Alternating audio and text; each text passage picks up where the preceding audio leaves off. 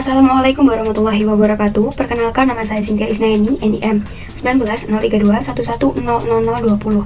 Pada kesempatan kali ini, saya akan menyampaikan tentang program penyuluhan komoditas jagung di Kabupaten Bojonegoro. Video ini saya buat untuk pemenuhan ujian akhir semester mata kuliah penyuluhan pertanian yang diampu oleh Bapak Muhammad Rum. Langsung saja untuk mempersingkat waktu, mari kita simak video pada kali ini.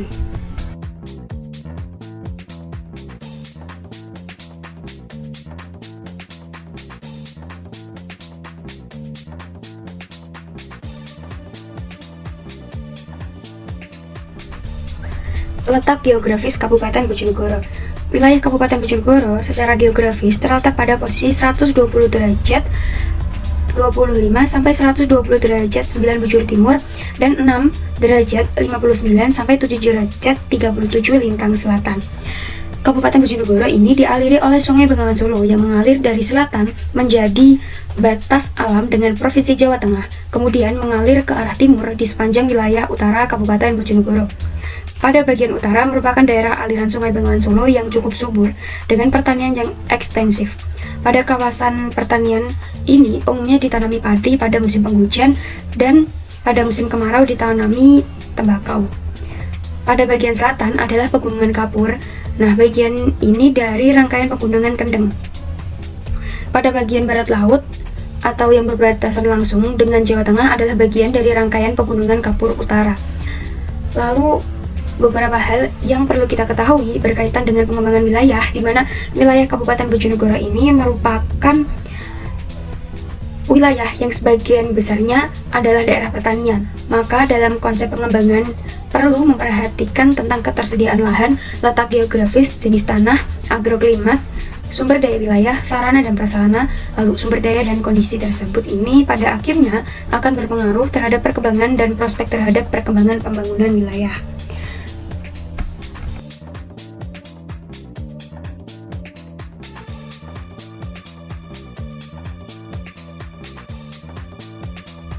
Tipografi Kabupaten Bojonegoro. Nah, keadaan tipografi Kabupaten Bojonegoro ini didominasi oleh keadaan tanah yang berbukit dan berada pada sebelah selatan, yaitu Pegunungan Kapur Selatan, dan utara yaitu Pegunungan Kapur Utara, yang mengapi dataran rendah yang berada di sepanjang aliran Bengawan Solo, yang merupakan daerah pertanian subur. Nah, permukaan tanah di Kabupaten Bojonegoro rata-rata relatif rendah, yaitu berada pada ketinggian antara 25 meter hingga 500 meter dari permukaan laut dengan kemiringan rata-rata mencapai kurang dari 2%. Serta curah hujan di wilayah ini umumnya tidak merata, yaitu berkisar antara 1.500 mm sampai 2.500 mm per tahun. Lalu jenis tanah di Kabupaten Bojonegoro pada umumnya berupa grumosol, serta tanah-tanah yang lainnya yaitu tanah aluvial, tanah litosol, tanah mediteran,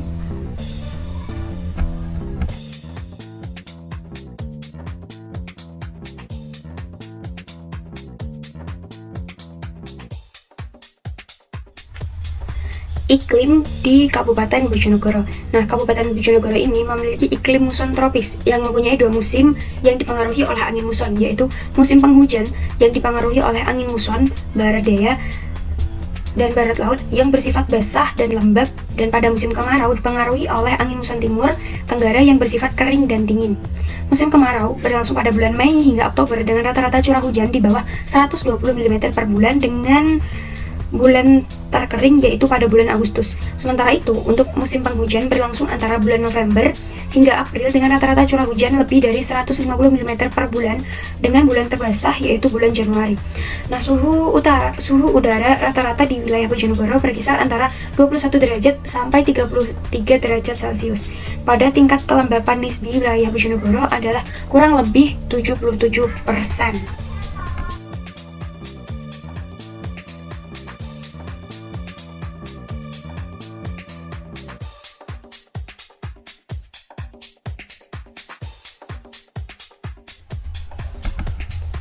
Program penyuluhan. Pengertian dari program penyuluhan adalah rencana tentang kegiatan penyuluhan pertanian yang memadukan aspirasi petani, nelayan, dan masyarakat pertanian dengan potensi wilayah dan program pembangunan pertanian yang menggambarkan keadaan sekarang. Nah, tujuan yang ingin dicapai, lalu masalah-masalah dan alternatif pencegahannya, serta tata cara mengenai pencapaian tujuan yang disusun secara partisipasif, sistematis, dan tertulis pada setiap tahunnya.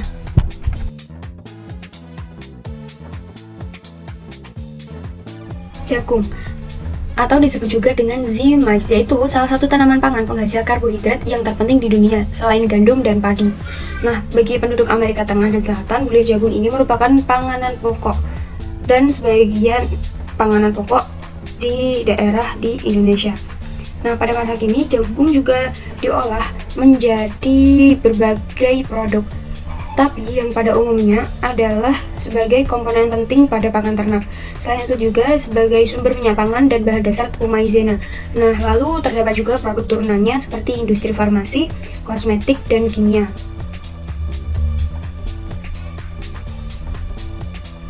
Untuk budidaya tanaman jagung ini adalah tanaman yang mampu beradaptasi dengan suhu rendah dan kawasan tinggi.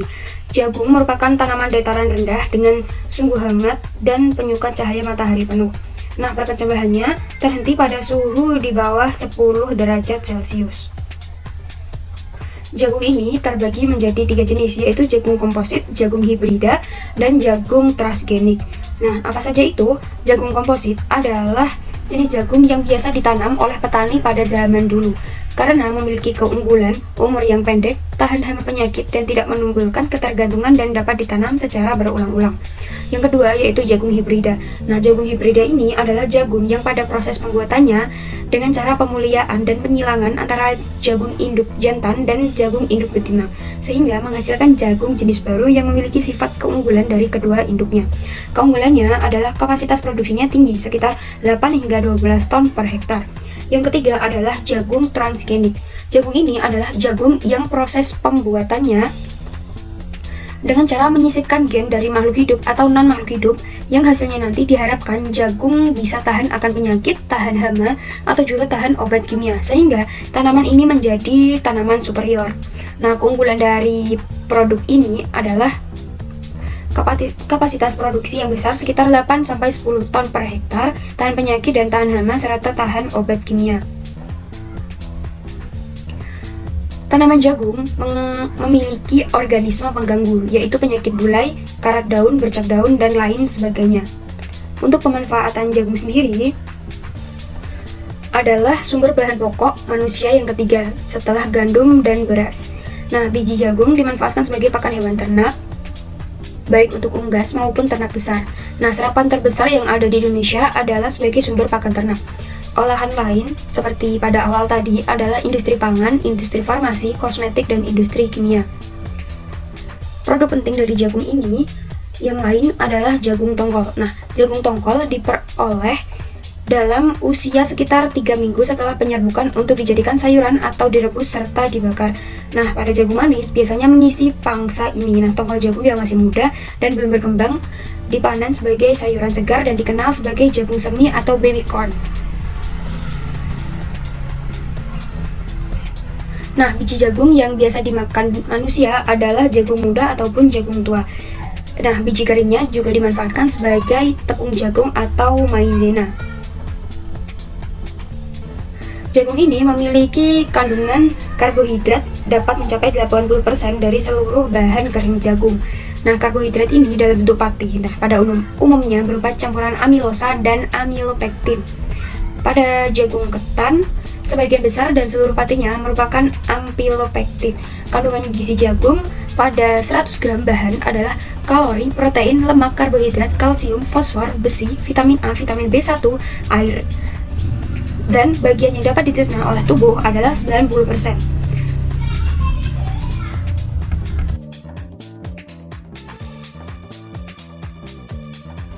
Potensi jagung di Kabupaten Bojonegoro. Produksi jagung di Kabupaten Bojonegoro diklaim oleh Dinas Pertanian Disperta Bojonegoro selama ini selalu mencapai target yang telah ditetapkan. Luas tanam jagung pada tahun 2019 realisasinya mencapai seluas 59.444 hektar. Dengan luas tanam jagung dapat mampu untuk menghasilkan produk jagung yang selalu tinggi. Nah, meski dalam hasil produksi jagung melebihi targetnya, namun luas tanam jagung pada tahun 2020 mengalami penurunan. Meskipun mengalami penurunan, pemerintah atau Disperta Bojonegoro tetap menargetkan luas tanam jagung yaitu seluas 52.662 hektar. Nah, komoditas jagung ini di wilayah Bojonegoro, terkhususnya Jawa Timur, benar-benar menjadi lumbung produksi jagung nasional. Komoditas jagung di Jawa Timur mampu menembus ekspor sampai ke luar negeri sehingga dijadikan sebagai komoditas andalan.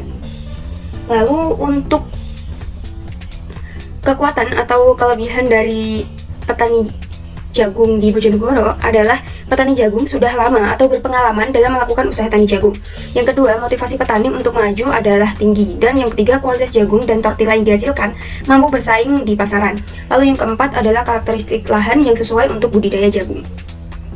Untuk faktor pendukung atau peluang yaitu adanya kegiatan magang kepada petani untuk meningkatkan pemahaman. Yang kedua adalah adanya bantuan sosial atau bantuan modal dari Badan Ketahanan Nasional. Yang ketiga adalah adanya kerjasama pemerintah dengan produsen benih jagung. Yang keempat yaitu terbukanya pasar untuk jagung. Yang kelima terdapat pabrik tortilla. Yang keenam penyuluh memiliki motivasi yang tinggi terhadap produk jagung. Yang ketujuh yaitu terbukanya pasar untuk industri kerajinan bahan baku kelopot jagung. Nah, sekian presentasi dari saya, kurang lebihnya mohon maaf. Wassalamualaikum warahmatullahi wabarakatuh. Sampai jumpa di video-video saya selanjutnya. Terima kasih.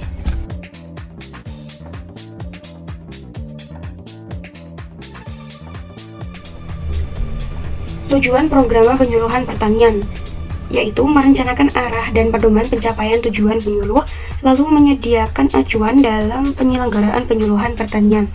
Nah, secara umum, tujuan program penyuluhan adalah menyediakan acuan dalam penyelenggaraan penyuluhan pertanian, memberikan panduan bagi penyuluh pertanian dalam menyusun rencana kerja tahunan kegiatan penyuluhan, lalu menyediakan bahan penyusunan perencanaan penyuluhan untuk disampaikan dalam forum Musyawarah tahun berikutnya.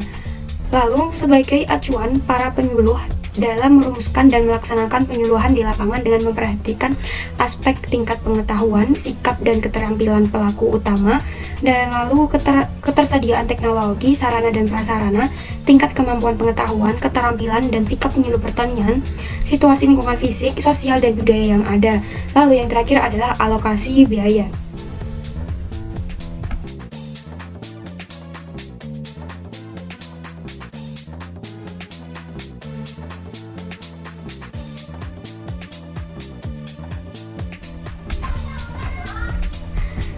Permasalahan yang ada pada saat program penyuluhan ini adalah produksi jagung yang masih rendah.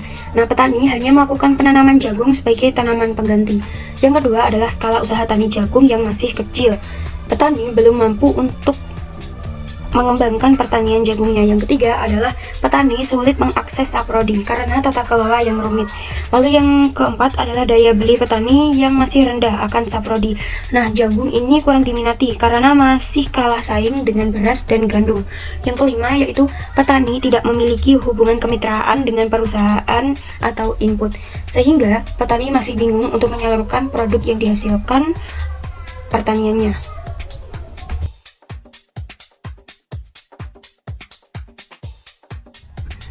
Rencana kegiatan penyuluhan pertanian. Nah, kerjasama dengan produsen benih yaitu PT BC Internasional untuk meningkatkan kualitas benih jagung petani.